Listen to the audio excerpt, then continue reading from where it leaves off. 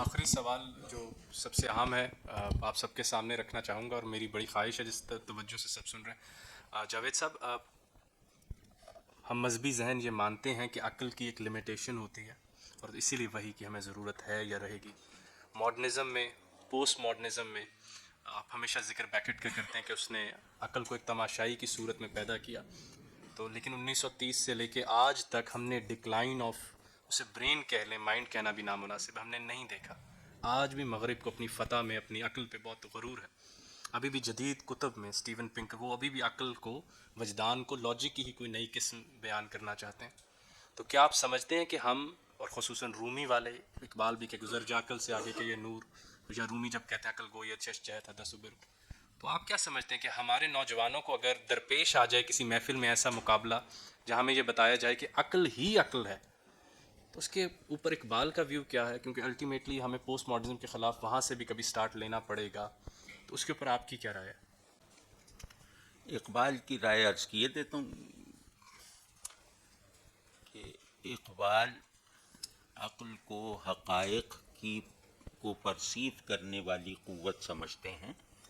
حقائق کے انالیسس کی طاقت نہیں مانتے۔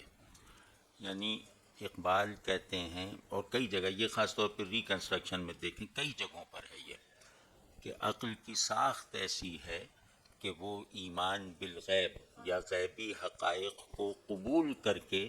اس کی بنیاد پر دکھائی دینے والی چیزوں کا تجزیہ کر سکتی ہے، ان کی پوزیشننگ کر سکتی ہے، لیکن عقل کی بناوٹ میں کوئی عنصر ایسا نہیں ہے کہ وہ غیب کے بند دروازے پر دستک دے سکے۔ ایک بات یہ، اور دوسرے یہ کہ عقل کے اپنے اندرونی بلا جبر مسلمات میں سے ایک مسلمہ یہ ہے کہ مجھے غیب کی ضرورت ہے، غیب تک رسائی حاصل کر سکنے والی قوت رکھے بغیر۔ اس کو اقبال نے جہاں کہا ہے نا کہ عقل کی پرواز میں وجدان اور وحی کا کیا کردار ہے، وہاں اس موضوع، تو اس بات پہ بہت اعتماد سے آپ ہر جگہ پہ یہ بات کر سکتے ہیں کہ عقل غیب کو اپنے علم کی تشکیل کرنے کی قوت کے طور پر مانتی ہے،